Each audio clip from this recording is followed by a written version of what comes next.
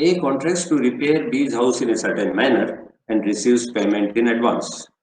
There was a contract between A and B, and A will repair the house belonging to B. Payment is made in advance, and A repairs the house but not according to the contract. Now, in this case, how will the amount of compensation be computed?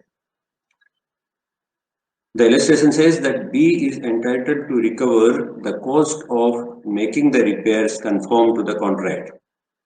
So now, since A did not carry out the repairs as per the contract, B can get them repaired, get the house repaired as per the contract, and whatever additional amount is to be paid, that will be recovered from A. So the amount of compensation in such case will be computed in terms of the additional cost which the other party has to incur to bring the repairs in conformity with the contract.